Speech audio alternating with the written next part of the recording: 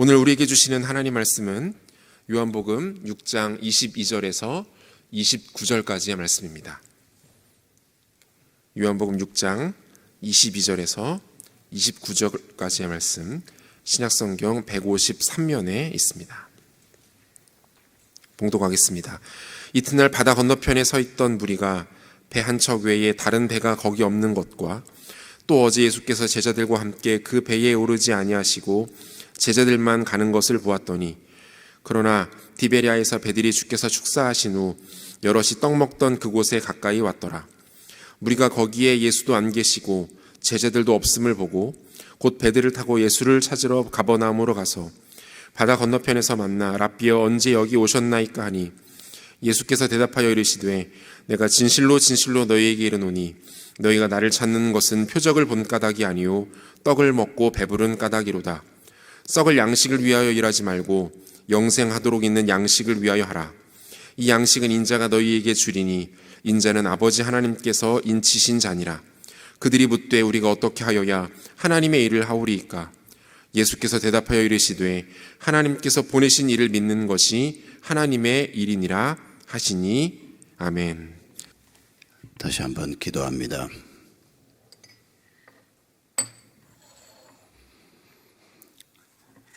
감사하신 주님,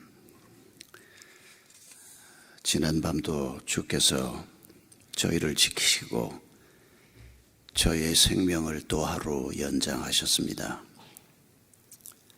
저희에게 새로운 날을 주신 것은 새로운 삶을 살도록 하기 위해서임을 믿습니다.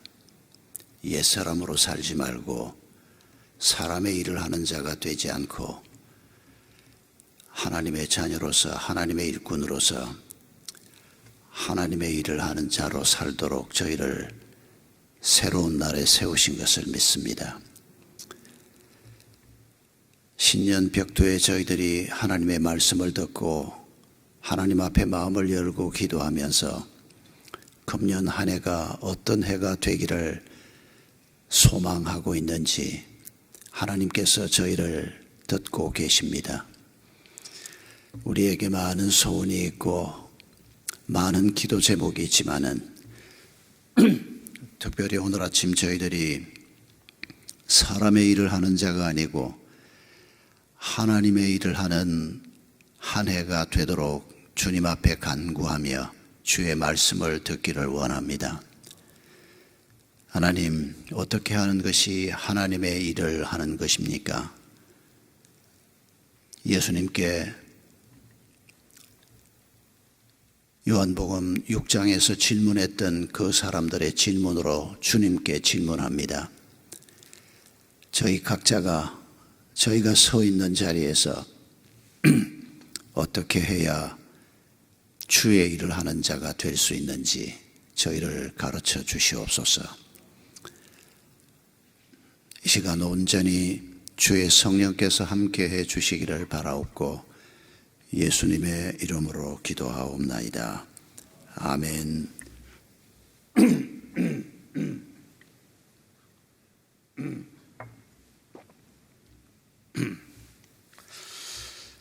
어떤 교회 갔더니 아주 열심히 있어 보이는 얼굴을 한 젊은 집사님 한 분이 자기가 예수 믿고 은혜 받고 주를 위해서, 교회를 위해서 뭔가를 좀 하고자 하는 마음이 들었는데 최근에 새로운 기도를 시작했다고 그랬습니다. 그래서 무슨 기도를 시작했습니까? 물었더니 자기가 이 교회에서 11조를 제일 많이 하는 사람이 되게 해달라고 기도했다는 겁니다. 혹시 우리 중에도 그런 기도를 하는 분이 계시는지 모르겠습니다.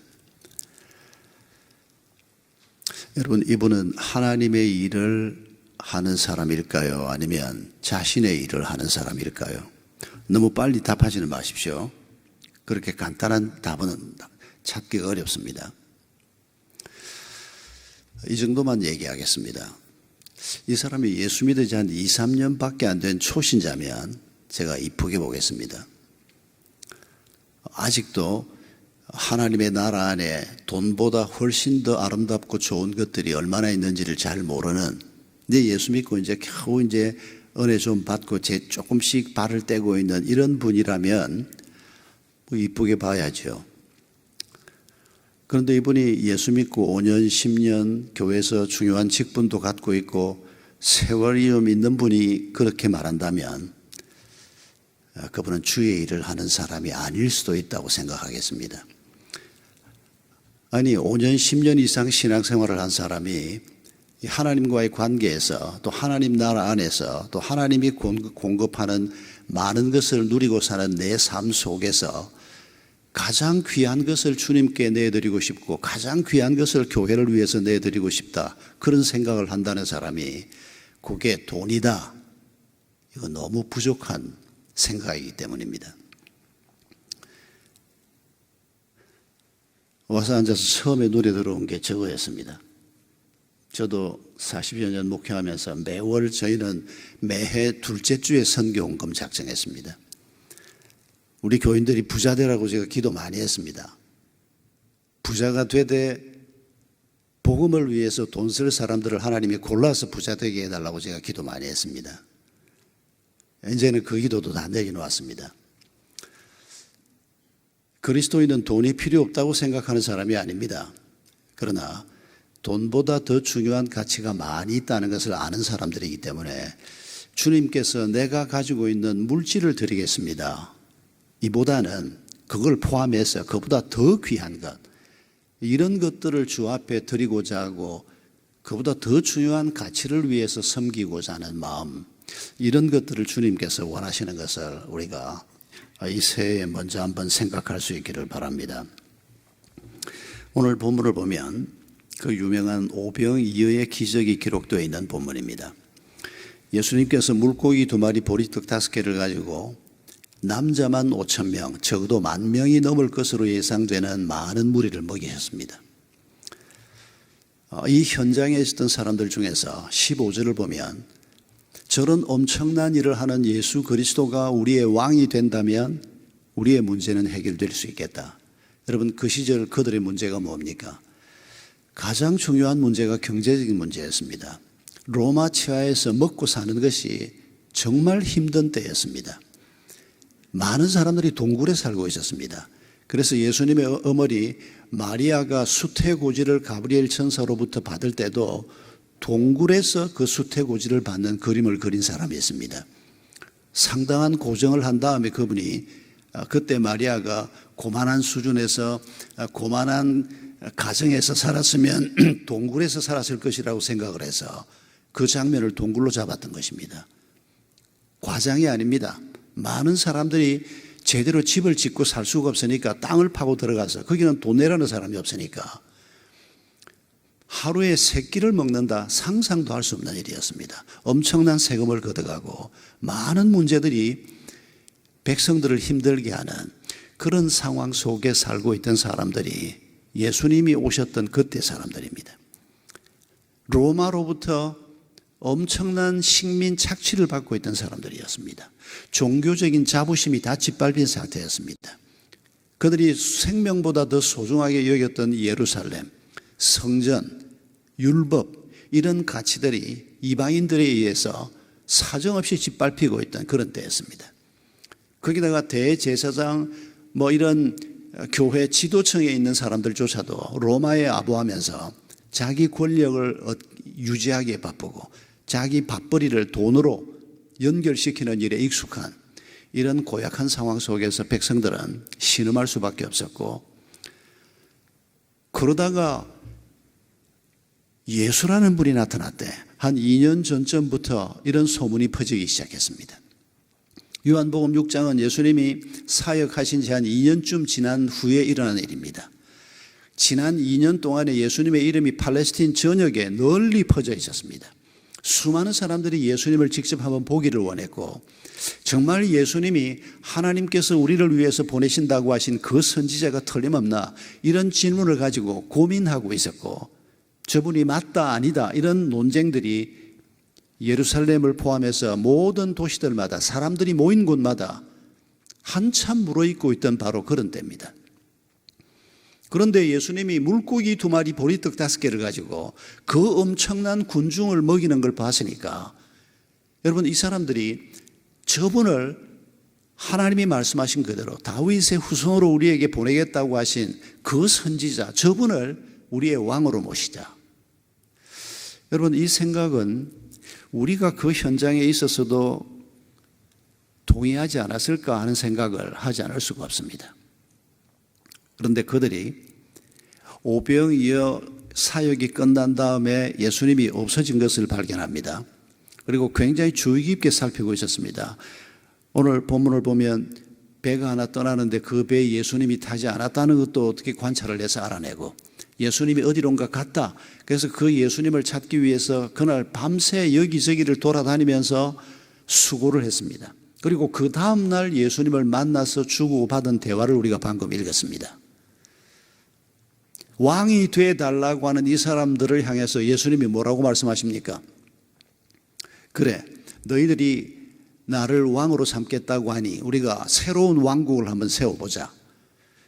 예수님께서 그들을 말씀으로 가르치시고 세상 나라 같은 나라는 아니더라도 그들의 생각을 좀 바꾸어 주셔서 예수님이 생각하셨던 그런 하나님의 나라, 예수님이 왕이 되신 그런 나라를 그 사람들과 함께 세울 수는 없었을까요?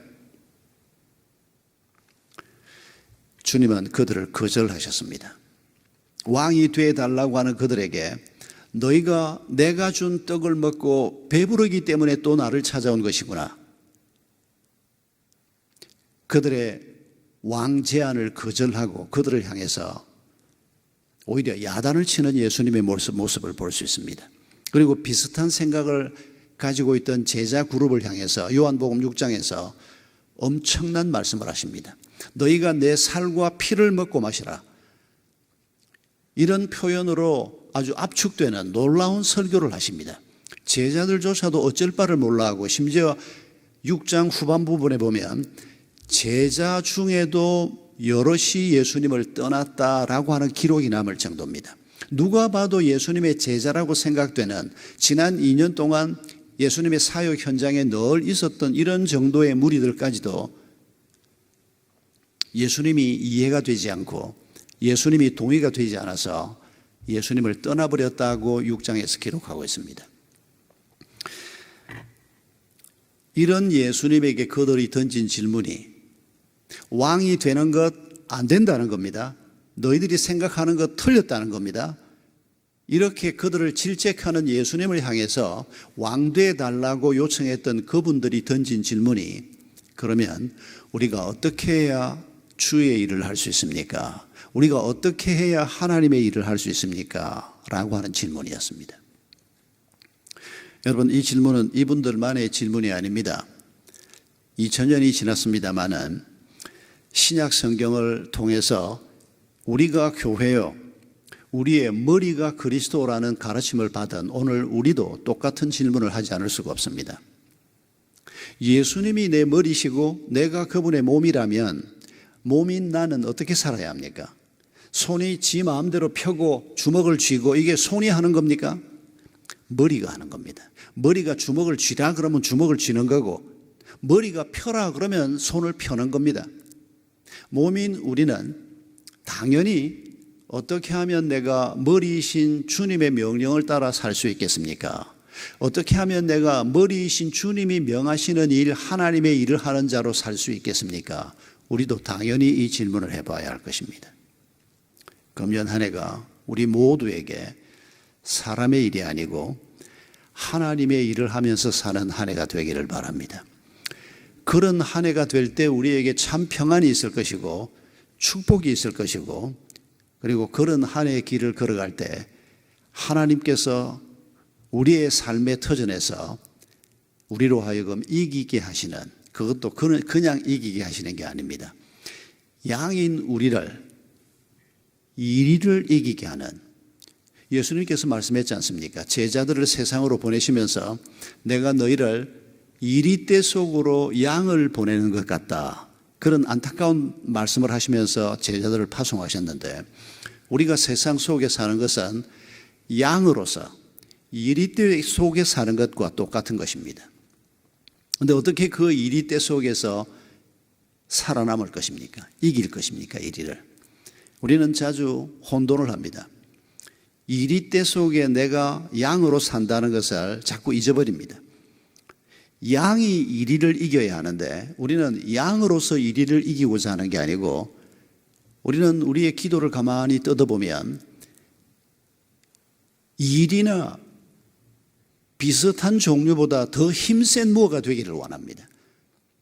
그래서 이리때 속에 사는 양으로 살기에는 너무 힘들고 찢기고 그냥 먹힐 수 있고 그러다가 결국 죽음을 당할 수도 있는 양으로 살기보다는 이리를 한 입에 물어뜯을 수 있는 사자가 되기를 원하고 호랑이가 되기를 원하는 이런 기도를 우리가 자주 하나님 앞에 하고 있습니다. 기도를 잘 점검해야 합니다.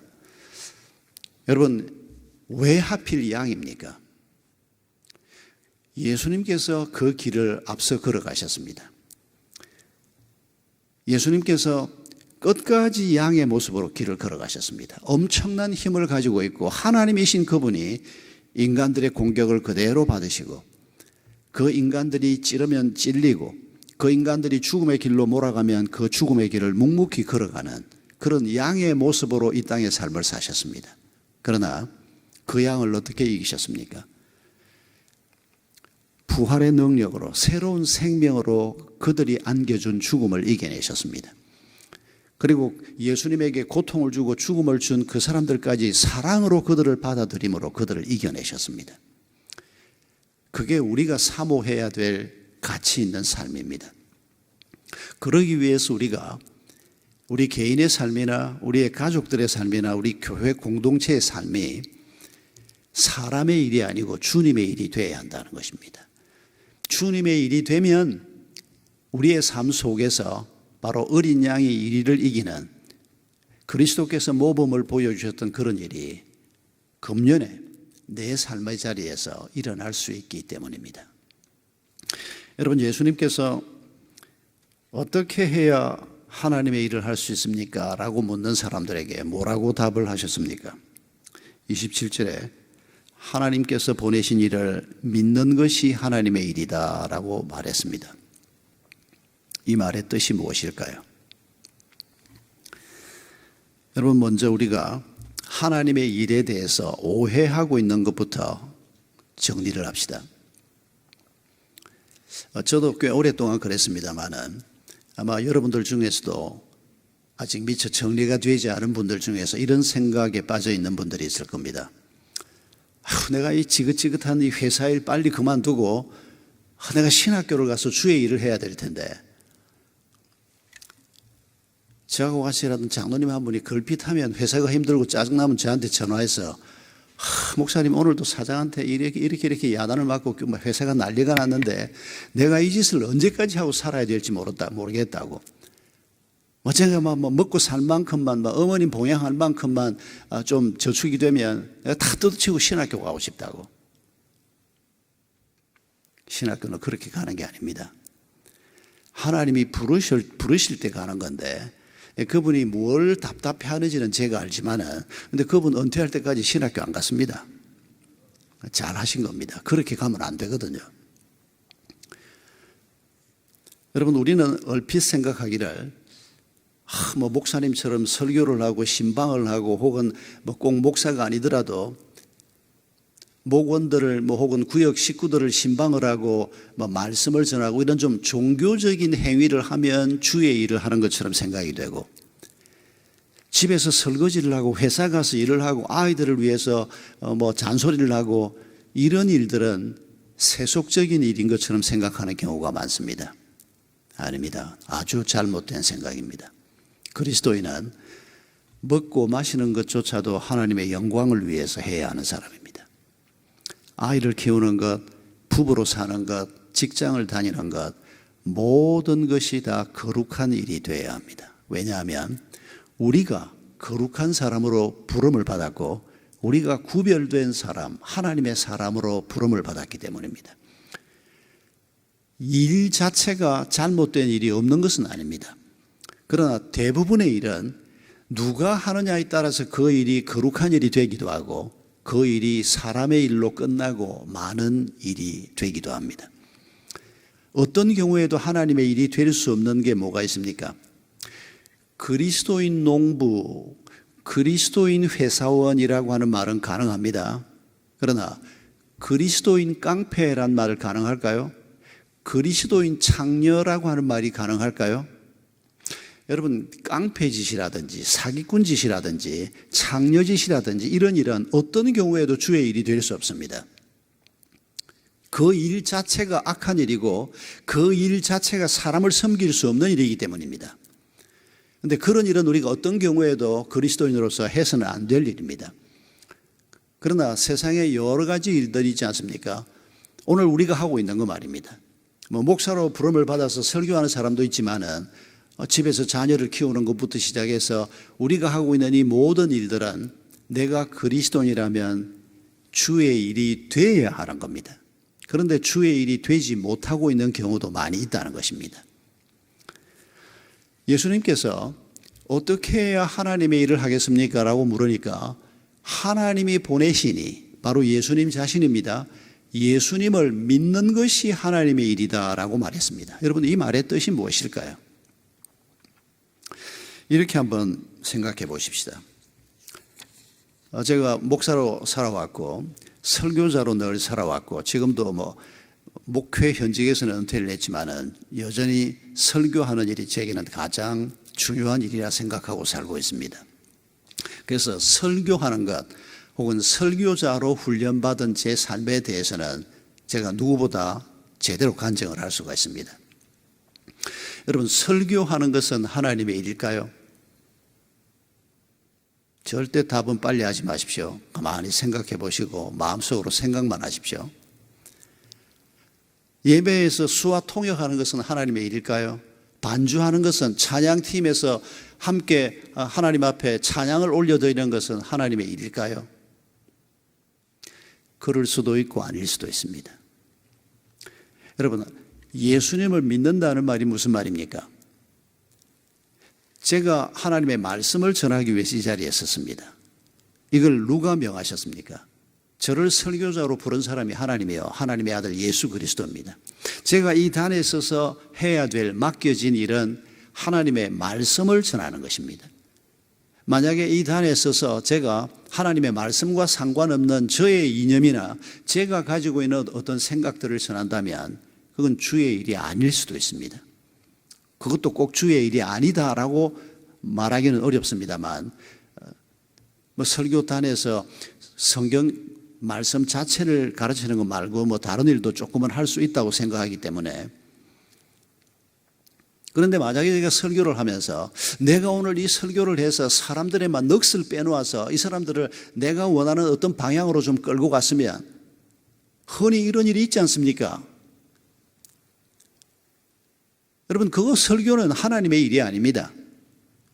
하나님과 전혀 상관없는 일입니다. 이게 설교뿐이겠습니까? 우리가 하는 모든 일에서 우리가 그리스도인이라면 우리의 삶의, 우리의 몸의 머리가 그리스도고 우리 삶의 목표가 그리스도입니다. 그리스도인 그분을 믿는다는 말은 그리스도이신 그분이, 하나님이신 그분이 왜 내가 이 여자하고 살도록 했고 왜 이 남자하고 살도록 했는가? 아니, 나는 결혼할 때 예수 예자도 모르고 결혼했는데 우리 부부를 붙여준 것도 하나님이신가? 아직 그것도 모르고 계십니까? 그러시다면 오늘 새벽에 잘 나왔습니다. 내가 결혼할 때 전혀 하나님 모르고 결혼했다고 해도 여러분, 성경이 뭐라고 말합니까? 참새 2마리가 동전 한 잎에 팔리는 것도 하나님이 허락하지 않으면 일어나지 않는다고 얘기하지 않습니까? 언제부터 하나님이 우리를 기억하셨다고요?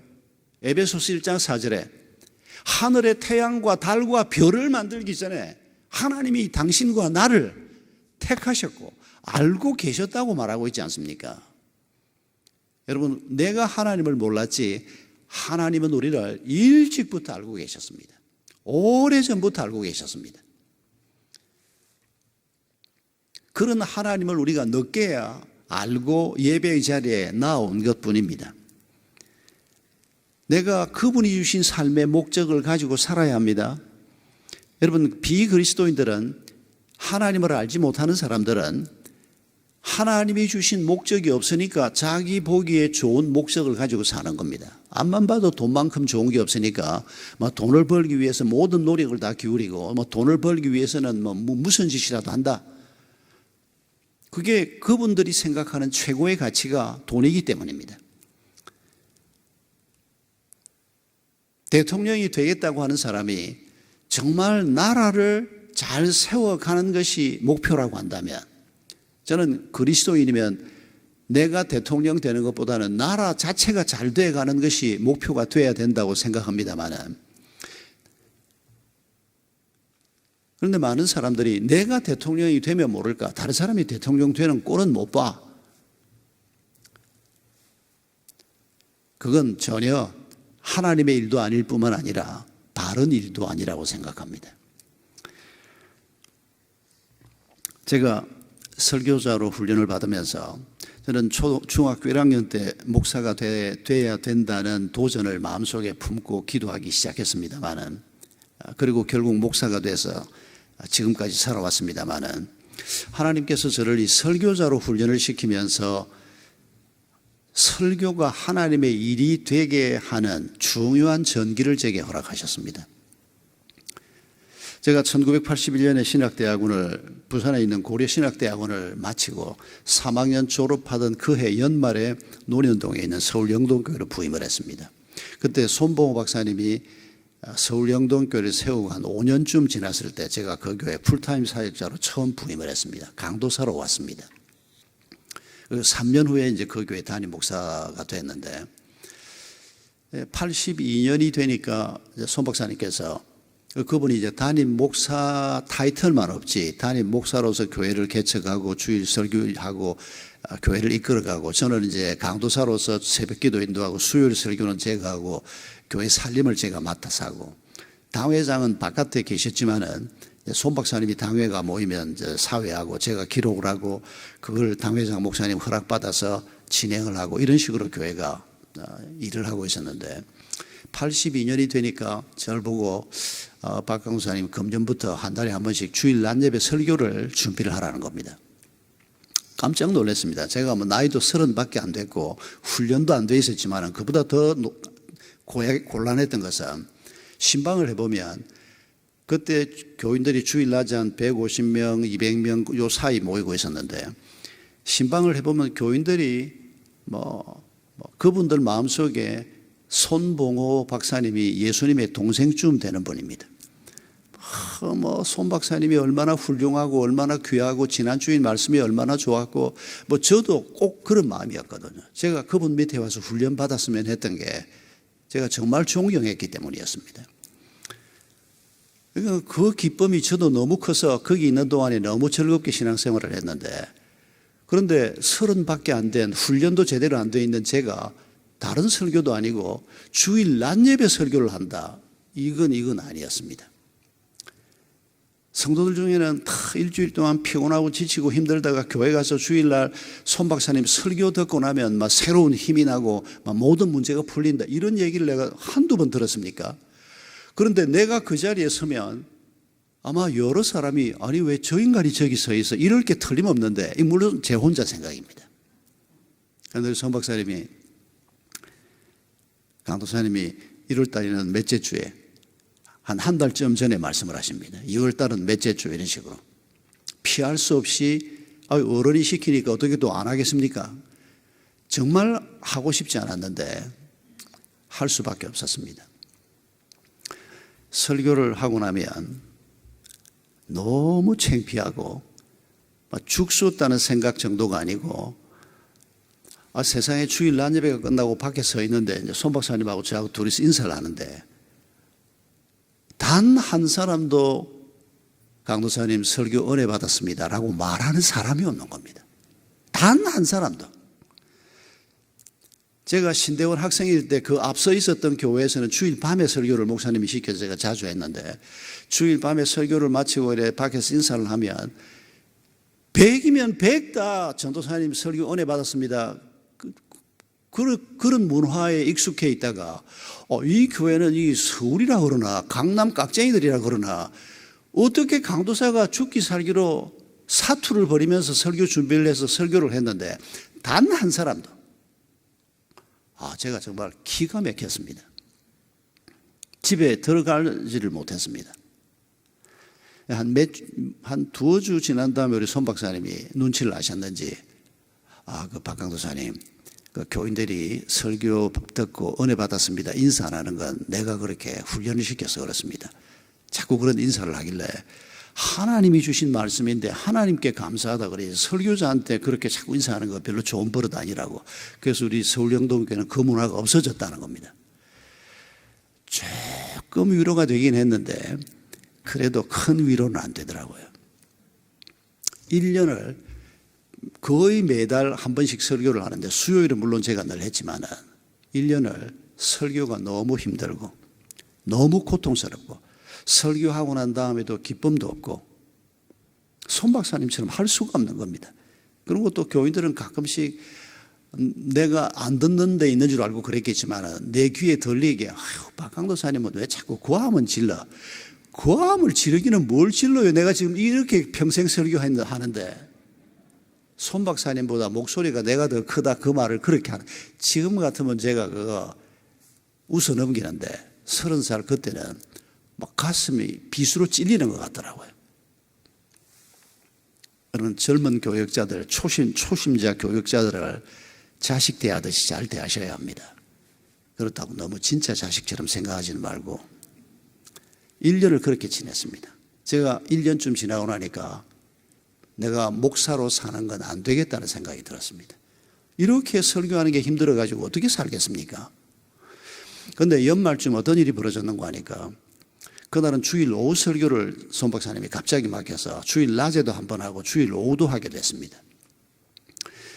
청년들 훈련을 위해서 그때 가정에 관해서 결혼에 관해서 이런 주제를 가지고 제가 공부를 계속하고 있었기 때문에 그런 주제를 하나 골라서 오후 설교를 했습니다. 한 100여 명이 참석하는 성경 공부였는데 그날도 끝나고 난 다음에 여전히 마음이 힘들었습니다. 오늘도 내가 이렇게밖에 못했구나 이런 마음으로 집에도 못 들어가고 서재 제 방에 앉아 있는데 제 방 직통 전화가 울리는 겁니다. 그 전화번호는 교회 사무실 번호가 아니고 사무실 번호는 내가 안 받아도 사무실에서 바로바로 받고 또 사무실 전화를 안 받을 때만 내가 받는데 제 방에 바로 연결되어 있는 번호는 우리 교역자들이나 장로님들이나 제가 중고등부를 맡고 있었는데 중고등부 교사들 정도만 알고 있지 그건 알려진 전화번호가 아니었습니다. 누가 이 시간에 전화를 하나 싶어서 전화를 들었는데 은 집사님이었습니다. 우리 중고등부의 큰 누님. 그때 그분이 한 서너 정도 되신 집사님인데 우리 중고등부에서 나이도 제일 많고 중고등부에서 제일 밥 잘 사주고 제일 멋진 분이었습니다. 일찍이 결혼하자마자 얼마 되지 않아서 남편의 배신으로 가정이 깨지고 그리고 이분이 예수님을 영접하고 한 10년 동안 신앙생활을 막 열정적으로 하고 있었습니다. 그리고 우리 중고등부를 같이 섬기는데 얼마나 헌신적으로 돕는지 명문대학 영문과 출신이어서 이분이 외국인 회사를 다니는데 월급도 굉장히 많고 우리 교회에서 제일 열심히 있는 이모님 같은 분이었습니다. 우리 부부에게도 늘 많은 격려를 했던 분입니다. 이분이 울면서 전화를 한 겁니다. 그 전화 내용이 뭔가 하니까 박강도사님 내가 오늘 박강도사님한테 들은 그 설교를 10년 전에만 들었더라면 이러면서 얘기를 시작하는데 얘기의 핵심은 자기가 10여 년 전에 남편의 배신을 알고 칼같이 남편을 잘란 겁니다. 이런 인간인 줄 몰랐다. 남편이 바람이 났던 겁니다. 그러고는 뒤도 안 돌아보고 헤어지고 아기는 물론 없었고 그리고는 예수를 믿게 되고 예수 믿고도 지금까지 살면서 늘 내 가정이 깨진 건 그 인간 책임이고 뭐 이렇게만 생각하고 살아왔는데 오늘 설교를 들으니까 하나님께서 가정을 그렇게 소중히 여기시고 가정에 주겠다고 하는 축복이 그런 놀라운 축복이 있는 줄 내가 알았더라면 그때 내가 가정을 깨더라도 좀 더 고민하고 좀 더 시간을 끌고 그 사람에게 조금의 시간이라도 더 주고 했을 텐데 내가 그때 인간적인 모욕감 때문에 믿음도 없었지만은 한순간에 내 가정을 그렇게 쉽게 박살낸 걸 생각하니까 너무 하나님 앞에 죄송하고 그래서 설교를 듣는 순간부터 눈물이 나기 시작했는데 내내 울다가 운전을 하고 올 수 없을 정도로 울다가 집에 도착해서 강도사님한테 먼저 전화를 한다고. 이 사건을 제가 잊을 수 없는 이유는 뭔고 하니까 하나님께서 내가 이렇게 엉터리로 지금 설교를 한다고 설교 때문에 1년 동안 고민하고 있는데 하나님께서 저한테 설교가 뭔가를 그런 방식으로 아주 분명하게 훈계하는 것이었습니다. 아무리 어리고 연약한 사람이라도 하나님께서 단에 세웠을 때 하나님의 말씀을 전하면 그 말씀을 통해서 생명을 얻는 사람이 있고 그 말씀을 통해서 은혜 받는 사람이 있게 마련이다. 내가 정말 좋아하는 이모님 같은 분이고 정말 헌신된 분이고 교회에서 모든 우리 교인들이 다 은집사 그러면 이모 보정수표입니다. 그냥 그런 분이 말씀 앞에 그런 태도를 보이는 걸 보면서 제가 그날 오후에 제 서재에 앉아서 하나님 앞에 깊은 회개를 했습니다. 제가 했던 건 설교가 아니었습니다. 하나님을 믿는 일이 아니었습니다. 순전히 인간 노름이었습니다. 계속 손 박사님하고 설교 비교하고 손 박사님 은혜 받았다 그러면 이제는 막 시기심도 막 생기고 이제 같이 설교를 하니까 여러분 설교한다고 해서 그게 하나님의 일이 될 수 있는 게 아닙니다. 우리에게 설교를 명하시고 우리에게 회사에 출근을 명하시고 우리에게 아이를 키우는 일을 명하시고 우리에게 이런저런 일을 명하신 머리 되신 예수 그리스도를 신뢰하고 그분이 주신 목적을 가지고 내가 그 일을 할 때 그 일이 하나님의 일이 되는 것입니다. 여러분 지난 한 해 동안 우리가 살아왔던 삶을 이런 관점에서 한번 점검해 보십시오. 그리고 금년에 우리가 살고자 하는 삶도 그저 외형적으로 뭐가 좀 좋아지고 나아지고 이런 정도의 기도에 머물러 있지 말고 내 삶의 주인 되신 그분, 내 머리 되신 그분이 정말 우리 가정을 어떻게 원하시는가? 내가 지금 고통을 겪고 있는 그런 일이라고 해도 주인 되신 그분이 원하시는 일이 무엇인가를 생각하면서 우리가 무언가를 행동한다면 그게 하나님의 일이 될 수 있을 것입니다. 여러분 이분들이 예수님을 왕이 되어달라고 그랬지만은 예수님께서 너희들이 먹고 마시고 배가 부르니까 왕이 되어달라고 하는구나. 그래서 그들과 함께 그들을 가르쳐 가면서 왕의 길을 가려고 한 게 아니고 이미 뽑아놓았던 제자들과 함께 그 길을 걸어가셨던 이유가 무엇입니까? 그 사람들을 데리고 일하는 것보다는 제자들은 한 2년 동안 그래도 훈련이 좀 돼 있었지 않습니까? 그저 최고의 가치가 먹고 마시는 거고 교회 출석하고 우리도 한동안 그랬지 않습니까? 예수 믿고 내가 좀 열심히 섬기면 예수님이 집이라도 한 칸 주실까? 이런 생각이 신앙생활의 목적의 전부인 것처럼 생각하고 살았던 이 초신자 시절 말입니다. 믿음이 어리던 그 시절. 거기에서 우리가 빨리 벗어나야 하고 그리고는 하나님께서 얼마나 큰 계획을 가지고 내 가정과 내 자녀들과 내 인생의 미래를 계획하고 계신가를 우리가 볼 수 있을 때 우리가 진심으로 하나님의 일을 할 수 있는 자가 될 것입니다. 여러분 하나님께서 하나님의 일을 명하실 때 조금 주관적이 될 수 있지만은 제가 빌립보 2장 13절 말씀으로 설교의 마지막 부분 말씀을 조금 드리려고 합니다. 빌립보 2장 13절을 보면 이런 말씀이 나옵니다. 우리 안에 행하시는 이가 하나님이시다. 그분이 자기의 기쁘신 뜻을 위해서 우리로 하여금 소원을 두고 행하게 하신다. 우리 안에 계시는 분이 하나님이십니다. 그런데 우리 안에 계시는 그분이 우리 안에 무엇을 둔다고요? 소원을 둔다. 좋은 일이라고 해서 우리가 다 할 수 없습니다. 성경에서 하나님이 하라 그러는 일이라고 해서 우리가 뭐든지 다 할 수는 없습니다. 우리가 할 수 있는 일, 특히 하나님이 우리를 인도하는 한 몇 가지 일이 있을 겁니다. 그런데 우리에게 소원을 두신다. 저는 20대 때 신학 훈련을 받고 신앙 훈련을 받을 때 저를 지도했던 분들이 주로 말씀 중심으로 말씀을 묵상하고 큐티를 하면서 하나님의 인도받는 법을 주로 가르쳐 주셨고 그 가르침 덕분에 거의 평생 동안 하나님의 인도를 그런 방식으로 받으면서 살았습니다. 20대 때는 이런 말씀에 대해서 좀 힘있게 가르쳐주는 분은 없었습니다. 저를 가르쳤던 윤종화 선생님 같은 분의 교훈을 제가 잊지 못하는데, 제가 신학생 시절에 그분이 그렇게 한번 말씀하셨습니다. 목사님들이, 그분도 아버지가 목사님인데, 목사님들이 어려운 일이 있으면 기도원으로 들어가서 며칠씩 기도하고 나오는데, 박전도사는 그렇게 하지 마라. 성도들이 목사님이 어떻게 하나님의 인도를 받는가, 목사님처럼 인도받기를 다 원하는데 성도들은 일찍 끼고 사흘날 기도원에 못 들어간다. 그러면 아예 성도들은 하나님의 인도를 제대로 받는 걸 포기할 가능성이 많다.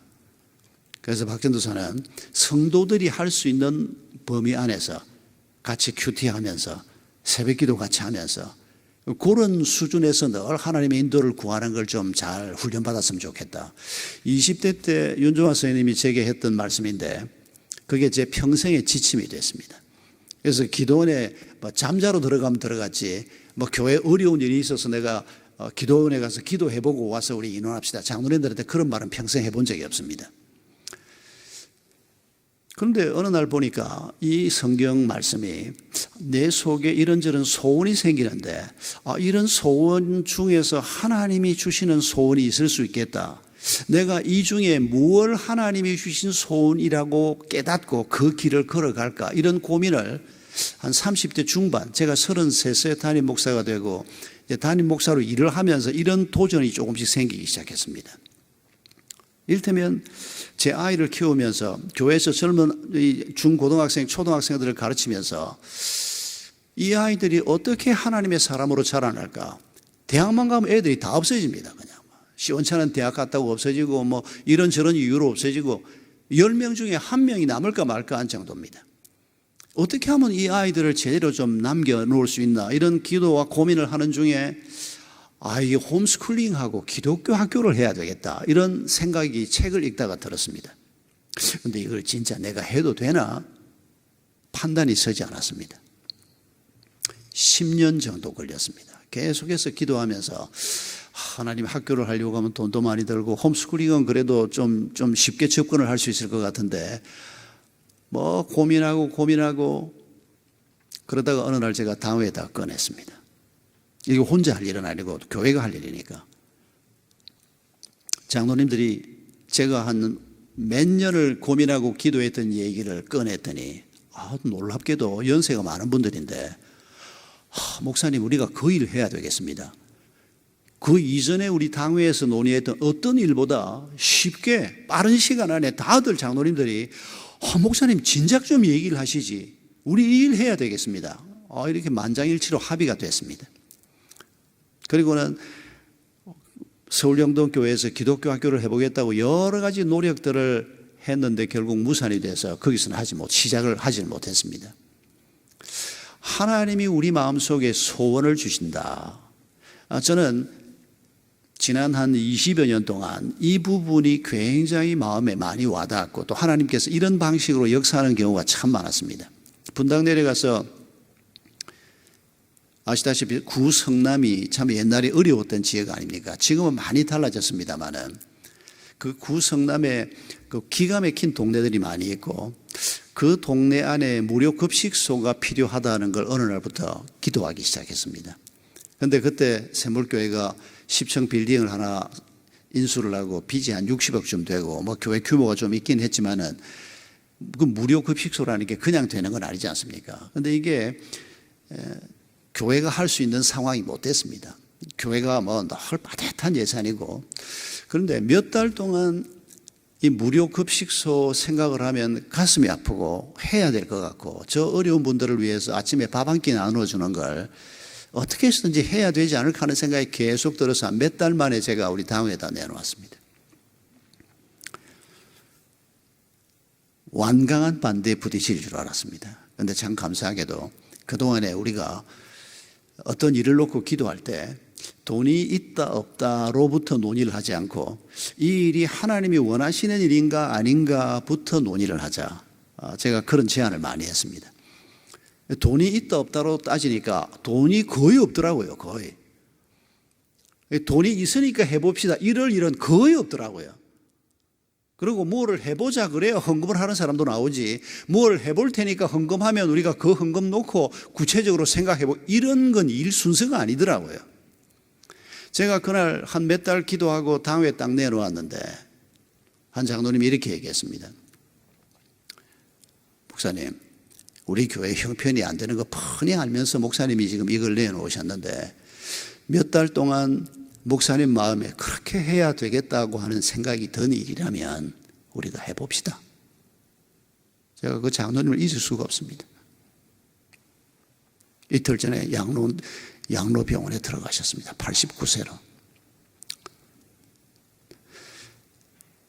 그분 마음에는 이거 반대하고 싶다는 겁니다. 교회 사정을 보면 교회가 빚이 60억이나 있고 이거 이래가지고는 안 되는 건데 또 젊은 목사가 그분이 전에 농담처럼 저한테 했던 말이 목사님하고 개척교회를 해보니까 서울 영동교회에서 오랫동안 같이 신앙생활을 하던 장로님이 내려오신 건데 뱁새가 황새 따라가려고 하니까 가랭이가 찢어진다고. 나만 그런 게 아니라 다 지금 가랭이가 찢어진다고.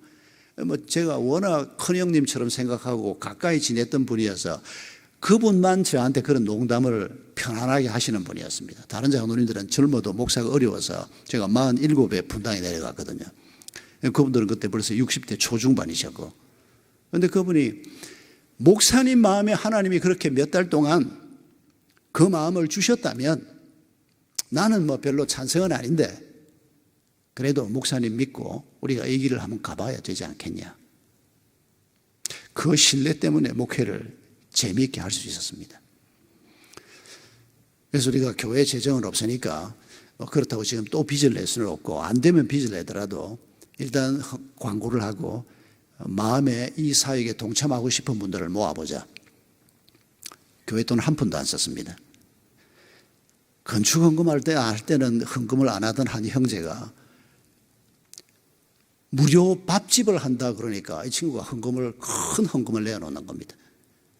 이 친구는 어릴 때부터 신앙생활을 잘 했지만은 건축에 돈을 쓴다. 아유, 나 거기는 돈 못 낸다.